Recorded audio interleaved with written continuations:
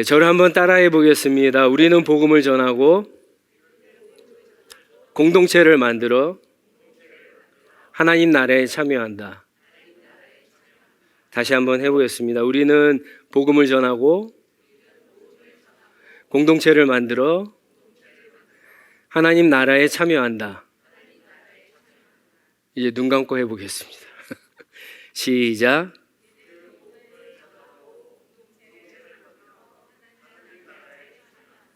아멘. 네.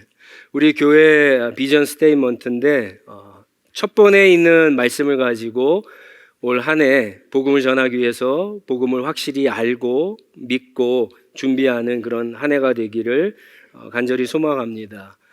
우리가 그러기 위해서는 하나님의 말씀이죠. 성경을 잘 알아야 됩니다. 성경을 잘 알아야지 하나님을 잘 알게 되고, 하나님을 잘 알아야지 하나님을 잘 믿고 순종할 수가 있습니다. 어떤 분들은 좀 오해를 하시는 분들이 있는데, 기독교는 성경을 제외하고 우리가 경험하는 어떤 신비한 현상이나 영적인 어떤 체험들에 대해서 매우 경계를 하고 있습니다.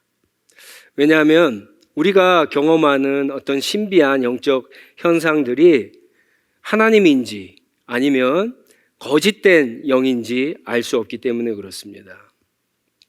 그래서 우리는 하나님이 우리에게 주신 계시죠. 성경이 우리의 모든 영적인 체험이나 어떤 삶에 대해서 기준이 돼야 됩니다. 바로미터가 돼야 되고, 그리고 또 우리의 신앙의 파운데이션이 되어야 합니다.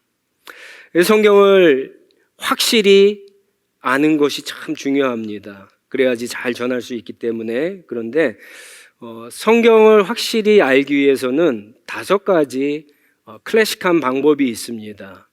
하나는 듣기, 읽기, 외우기, 성경 공부 혹은 연구하기, 그리고 마지막 하나는 묵상입니다. 외우셨죠? 듣기, 읽기, 외우기, 성경 공부, 연구, 그 다음에 묵상입니다. 자, 듣기는 뭘까요? 듣기. 지금 여러분이 듣는 설교를 이야기합니다. 여러분, 학교에서 학생들이 정상적인 학생들, IQ 80 이상이 된 학생들이 선생님이 가르친 것만 잘 들으면 시험을 평균 이상은 받습니다. 커리큘럼이 그렇게 되어 있어요. 우리의 신앙생활도 마찬가지예요. 성경을 잘 듣기만 하면, 여러분들이 주일날 이렇게 설교에 주일날 나와서 설교를 잘 듣고 또 새벽 예배 때 설교를 잘 듣기만 하면 여러분 믿음이 생기고 믿음이 잘 자랍니다. 근데 그런 분들이 있죠.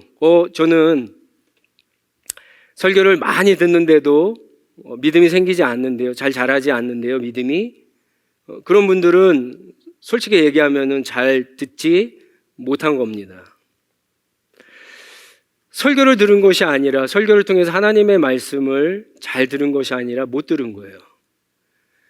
설교보다는 사실은 세상의 소리, 다른 사람들의 말을 더 잘 듣고 있는 겁니다. 듣는 것은요, 성경을 듣는 것, 설교는요, 아주 기본적인 겁니다. 이거는 모든 사람들이 다 똑같이 누릴 수 있는 유익입니다. 자, 그런데 읽기부터는 조금 달라집니다. 읽는 것부터는 이제 조금씩 차이가 납니다. 믿음의 차이가 조금씩 생깁니다. 성경 말씀을 여러분 가운데는 매일 읽는 사람도 있지만 일주일에 한 번 읽는 분도 있을 겁니다. 당연히 차이가 날 수밖에 없죠. 성경 말씀은 매일 꾸준히 읽어야 됩니다. 많이 읽을수록 좋습니다. 그럼 성경을 얼마나 읽어야 될까요? 성경을 얼마나 읽어야 될까요? 하루에, 혹 1년에? 정해진 기준은 없습니다. 성경을 얼마나 읽으라 그렇게 이야기하는 구절은 없습니다. 그러나 성경을 공부하신 분들이 보통 이런 소리를 합니다. 여러분들이 이제 잘 들으셔야 돼요. 자기 나이만큼 읽어야 됩니다. 자기 나이만큼. 빨리 읽으셔야 되겠죠. 어떤 분들은. 그렇죠? 자기 나이만큼 읽으려면 빨리 서두르야 됩니다. 처음 읽으신 분들은 이게 조금 어려울 수 있지만 그래도 처음에 한 번 읽는 것이 중요합니다. 우리가 공부를 할 때도 이제 우리 학생들도 9월에 새로운 텍스트북을 받아서 공부를 하지만 한 번 읽으면은 읽을 때 어렵습니다. 그러나 두 번째 볼 때는 쉬워요. 성경도 마찬가지입니다. 처음 읽는 게 어렵습니다. 그러나 두 번째 읽을 때는 쉬워요. 왜냐하면은 처음 읽으면서 많은 하나님의 은혜를 경험하기 때문에 그렇습니다. 그러니까 읽으면서 처음에 제대로 읽기만 하면은 성경이 재미있게 됩니다. 두 번째 읽는 것은 그렇게 어렵지 않습니다. 세 번 읽는 거 어렵지 않습니다. 그래서 최소한 1년에 한 번씩은 신약 한 번, 구약 한 번을 읽으셔야 돼요. 그리고 재미있는 분들은 더 읽으시면 됩니다. 자, 그런데 이제 진짜 처음 읽는 분들은 성경을 창세기부터 읽지 마세요. 쉬운 성경부터 읽으세요. 성경도 이렇게 어려운 성경으로 굳이 옛날 문체로 쓰여진 개역 한글 성경 같은 거나 개역 개정도 어려우실 수 있어요. 처음 읽는 분들은 그런 거를 읽지 마시고 쉬운 성경이나 새번역 성경으로 읽으셔도 돼요. 자, 그런데 쉬운 책부터 읽으세요. 요한복음이나 누가복음이나 이런 쉬운 책부터 읽으세요. 그리고 읽는데 그냥 그거 읽고 그 다음에 쉬운 책으로 넘어가지 마시고 그 책을 반복해서 여러 번 읽으세요. 여러분도 예전에 공부하실 때도 그렇지 않습니까? 시험을 앞두고 공부를 하는데 이 책 봤다, 저 책 봤다, 저 책 봤다 그러면은 더 머리가 정리가 안 되잖아요. 차라리 한 책을 전과를 보더라도 하나만 계속해서 보는 게 훨씬 유익하지 않습니까? 마찬가지로 책을 한 권 보세요. 특히 복음서 가운데 그렇게 보세요. 그러니까 어떻게 보면 좋냐? 저희 교회는 새벽 기도 때 매일 성경 본문으로 나가요. 그리고 주일날 설교는 제가 가능하면 강해 설교를 합니다. 예를 들어 갖고 제가 앞으로 이제 마가복음을 강해 설교할 건데 마가복음 강해 설교할 때는 여러분들이 마가복음을 끝날 때까지 읽으시면 돼요. 마가복음이 한 몇 달 걸리겠죠? 몇 달 동안 마가복음만 읽으세요. 어떤 분들은 일주일에 한 번 읽을 수 있고 두 번 읽을 수 있습니다. 그럼 마가복음을 몇 번 읽을까요? 마가복음을 다 읽고 나면은 누가복음, 요한복음, 마태복음 보는 게 훨씬 쉬워집니다. 성경은 그렇게 읽는 거예요. 하나를 반복적으로 많이 읽는 게 여러분에게 훨씬 유익이 됩니다. 뭐 그게 싫으신 분은 처음에 한번 읽으시는 것도 좋습니다. 그렇게 갖고 읽으시면은 됩니다. 성경을 그렇게 읽고 나면 나에게 주시는 말씀이 있어요. 그런 말씀들은 이제 외우는 겁니다. 외우는 거. 외우는 게 왜 중요한가?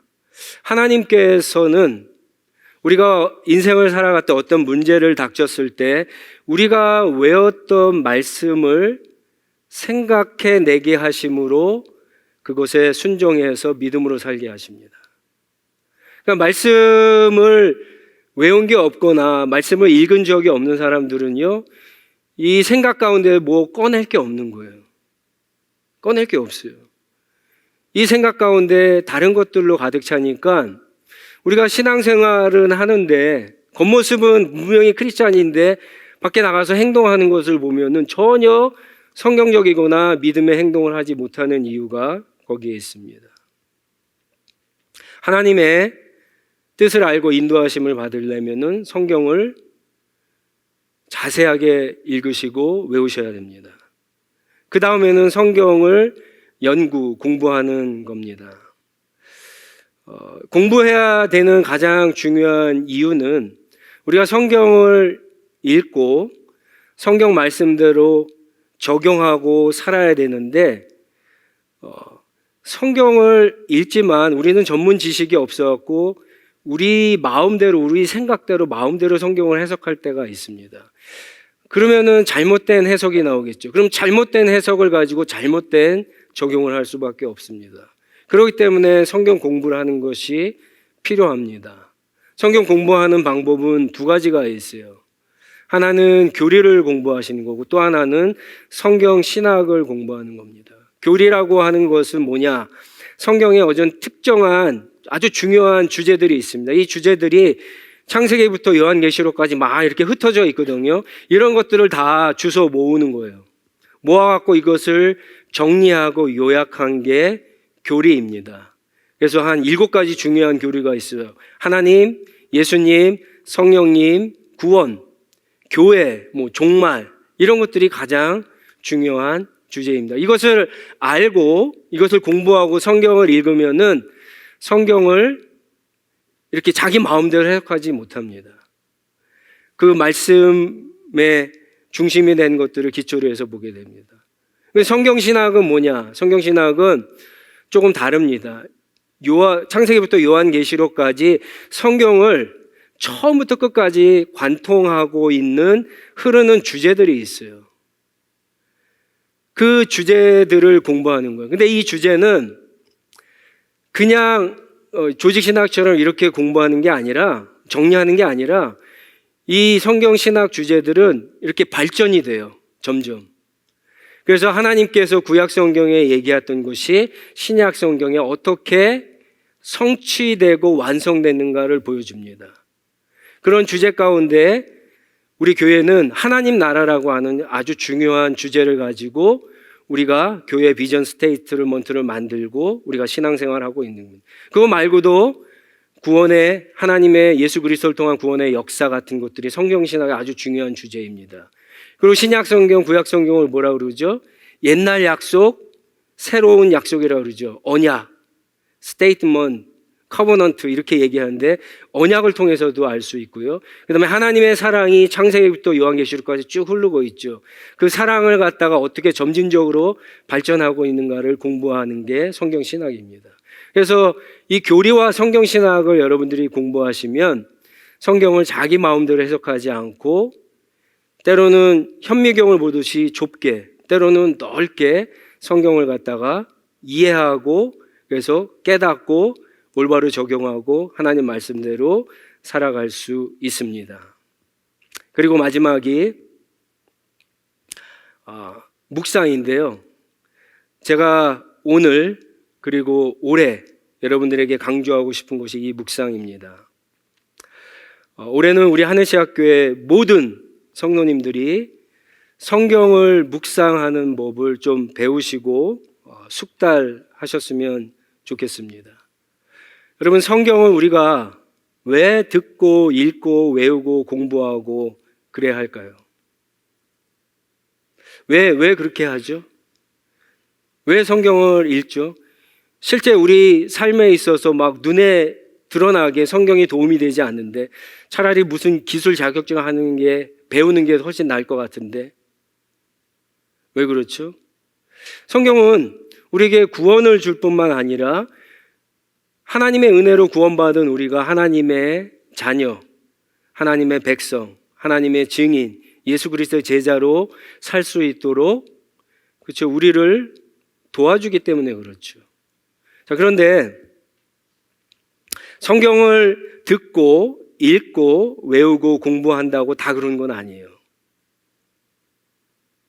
왜냐하면 그냥 읽고 그냥 듣고 그냥 외우고 그냥 공부하면은 머리만 커지는 거예요. 지식만 커지는 거예요. 듣고 읽고 외우고 공부하고 이게 나한테 얼마나 유익이 있는가, 이것을 통해서 하나님이 나에게 주시는 말씀인가를 깨닫고 적용을 해야 되는 거예요. 바로 그 깨닫고 적용하는 것이 묵상하는 거예요. 그래서 사실은 우리가 여러분 가운데 너무 바쁘신 분들은 듣는 것만 할 수 있어요. 어떤 분은 듣는 것과 읽는 거 두 가지 할 수 있고 어떤 분들은 뭐 다 할 수도 있겠지만 여러분 듣기만 하는 분은 계속 들으면 됩니까? 아니죠. 듣고 그것을 묵상하셔야 되는 거예요.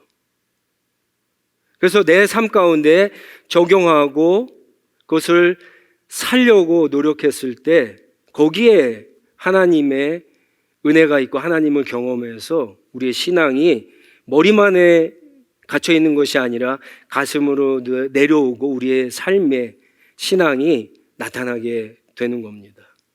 읽는 것도 마찬가지예요.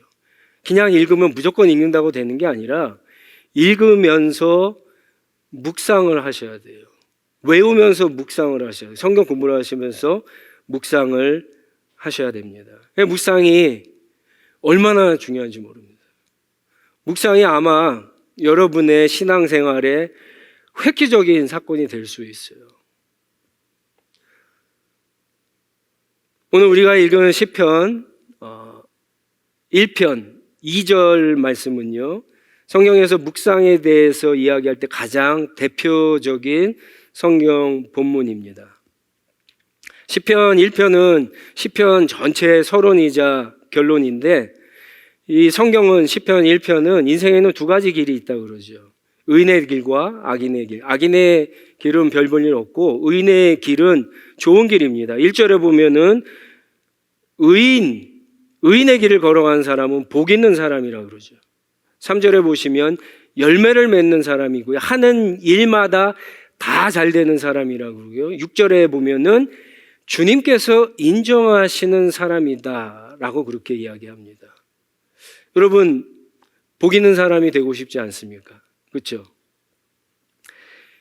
이 시편 1편을 잘 보시면은요, 복 있는 사람은 이렇게 시작했는데 마지막에는요, 악인의 길은 망할 것이다 라고 사실은 경고의 메시지를 하고 있습니다.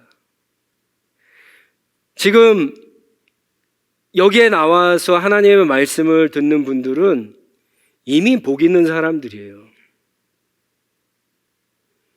이미 하나님께서 기뻐하시는 사람들이에요. 그런데 우리의 인생이 자칫하다가는요, 악인의 길로 끝날 수 있다는 거예요. 이 본문 말씀에 보면은요, 의인과 악인의 아주 현저하게 나타난 차이가 한 가지 있습니다. 그게 2절에 있는 거예요. 다른 것들은 다 우리가 할 수 없는 것들이에요. 그런데 하나님의 말씀을 묵상하는 것은 우리가 하는 겁니다. 의인과 악인의 가장 큰 차이는 어디에 있느냐? 바로 말씀 묵상에 있습니다. 우리가 가지고 있는 성경, 여러분이 가지고 있는 성경, 성경 책을 가지고 다니셔야 됩니다. 아마 그 핸드폰 성경에는 안 나타날 수 있는데 풋노트 각주를 보시면 2절에 보면은 하나님의 말씀을 묵상하는 것을 읊조리는 것이라고 그렇게 표현하고 있습니다. 하나님의 말씀을 읊조리는 것. 조금 어려운 말이죠. 이 읊조리다라고 하는 말은 두 가지 의미가 있습니다.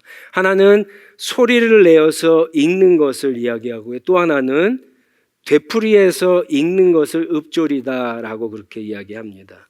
마치 소나 염소가 이렇게 풀을 먹고 되샘지기를 하죠. 그렇죠?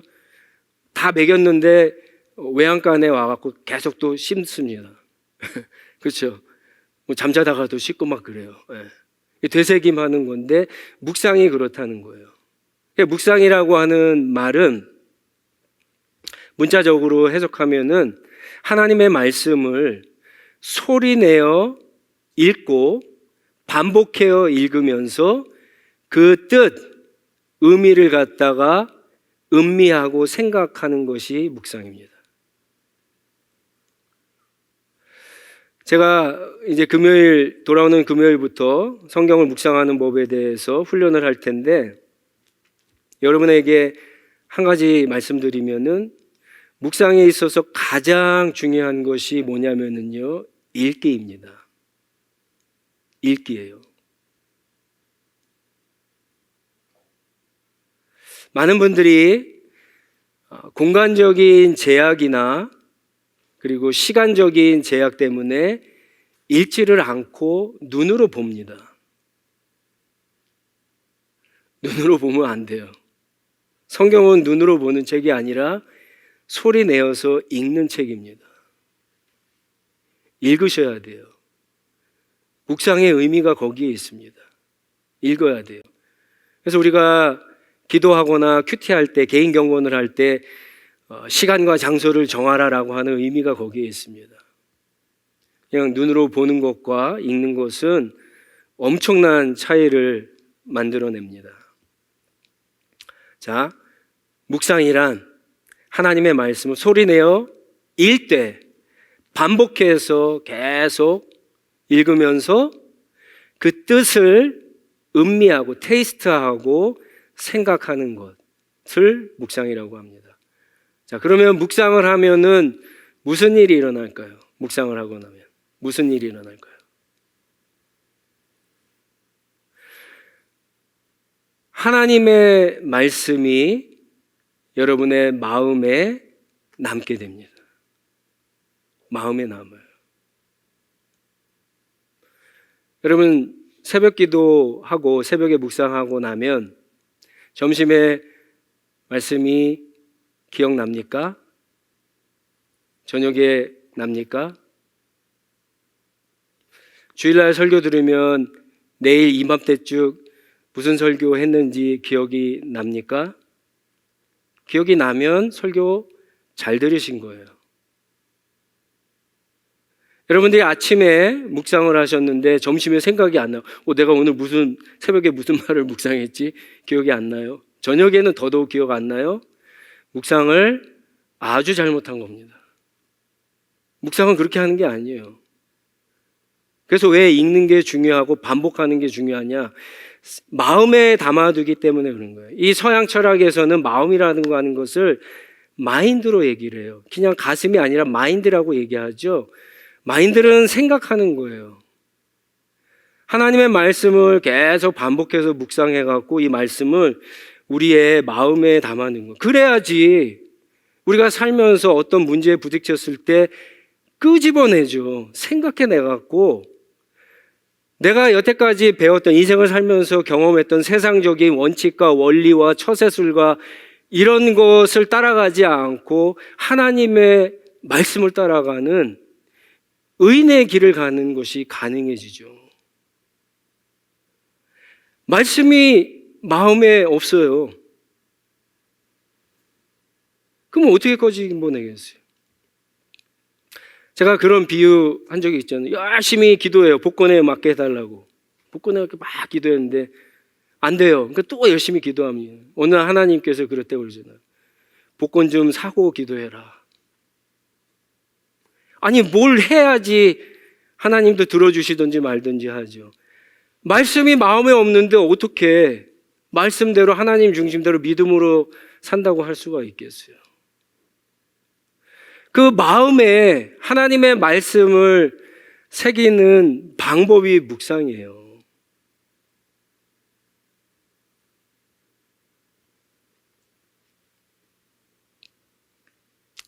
말씀이 없으니까 시편 기자가 얘기한 것처럼 악인의 꾀를 따르는 거예요. 말씀만 저리 있어도 주저주저 할 텐데 악인이 꾀를 부릴 때 그 다른 사람들의 조언이나 충고나 처세술에 그냥 귀가 솔깃해서 그냥 그대로 따라가는 거예요. 말씀이 없으니까 죄인들이 모이는 곳에 기웃거리고 거기에 참여하는 거예요. 만약에 말씀이 우리 가운데 충만하게 있으면 최소한 생각을 하죠. 주저하죠. 죄책감이 들죠. 근데 그런 것도 없잖아요. 그런 거에 들다가도 우리 생각 속에서 타협을 하잖아요. 이게 뭐 대단한 죄겠어라고. 심지어는 죄 짓고 회개하면 되지. 이런 생각도 하고. 이 말씀이 없어서 그러는 거예요. 말씀이 없으니까 하나님을 대적하고 하나님의 말씀을 거부하는 오만한 자들의 자리에 앉게 되는 겁니다. 말씀이 없으니까 4절에 있는 것처럼 바람이 조금만 바람이라도 날아가는 쭉정이 겨와 같이 되는 거죠. 말씀이 충만하고 말씀에 뿌리가 이렇게 깊은 사람들은 흔들리지 않죠. 막 휘청거릴 수는 있지만 견디죠. 부러지지 않고 날아가지 않고 견디죠. 이게 하나님의 말씀이 우리 마음 가운데 들어왔을 때 나타나는 능력이에요. 이게 열매예요. 말씀 충만, 하나님 충만, 성령 충만, 이런 게 다른 얘기가 아니라 하나님의 말씀으로 가득했다라고 하는 뜻입니다.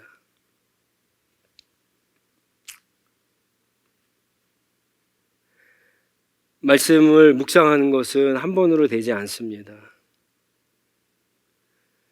3절에 보시면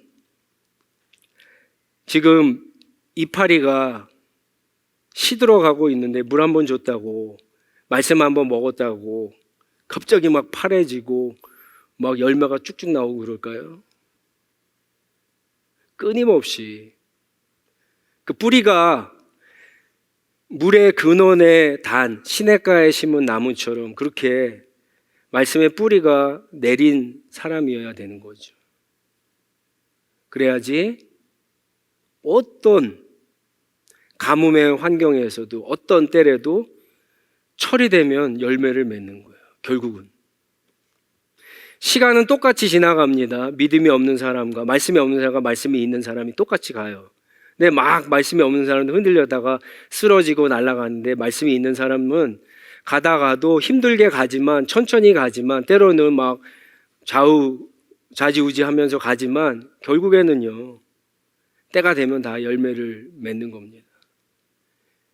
이게 말씀을 묵상해서 말씀을 마음속에 충만하게 담은 사람과 그렇지 않은 사람의 차이입니다. 하나님은 저와 여러분을 말씀으로 창조하셨어요.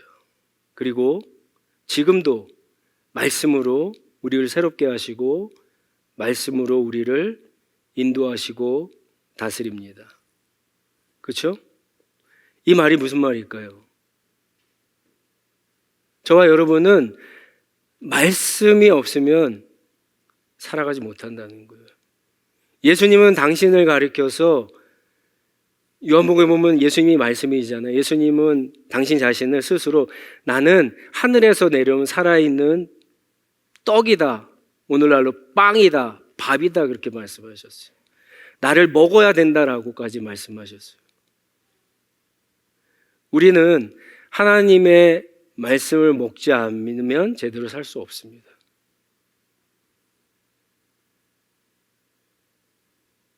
요즘에는 우리 교인들 가운데도 전기차를 타고 다니시는 분이 있지만, 자동차에 연료가 있으면 없으면 갑니까? 못 갑니까? 못 가죠.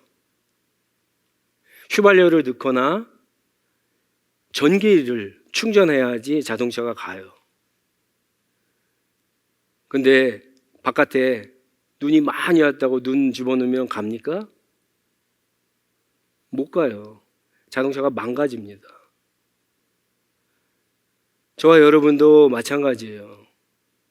말씀을 집어넣지 않고 다른 것을 계속해서 채우면 큰일 납니다. 망가지는 거예요. 말씀을 집어넣으셔야 돼요. 늦지 않았습니다. 오늘부터 하시면 돼요. 하나님의 말씀을 자꾸만 집어넣으시면 돼요. 하루에 많이 집어넣을 필요 없어요. 조금씩 집어넣으시면 돼요. 그날 움직이고 먹을 거 집어넣으시면 돼요. 시간도 오래 필요 없어요. 조금씩 하시면 돼요. 여러분의 인생을 하나님의 말씀으로 가득 채우시기 바랍니다. 말씀 묵상을 잘 배우시고 날마다 필요한 말씀을 충만히 채우시고 그것을 통해서 하나님과 함께 동행하는 저와 여러분들이 되시기 바랍니다. 시편 기자가 2절에 보면은 주님의 율법, 그러니까 하나님의 말씀이죠. 말씀을 즐거워한다. 그렇게 이야기하고 있습니다. 하나님의 말씀을 즐거워하는 사람은 이미 구원받은 사람이에요. 그렇지만 구원의 기쁨만 있는 것은 아니에요. 하나님의 말씀을 통해서 하나님과 동행해 보신 분들은 그런 경험을 갖고 계실 거예요. 하나님께서 말씀을 통해서 내 영혼을 살리시고 내 영혼을 돌보시고 내 삶을 인도해 주시고 나의 자아를 새롭게 만들어 가시고 나를 완성시켜 가시는 것을 깨닫게 됩니다. 그래서 하나님의 말씀을 즐거워하는 겁니다.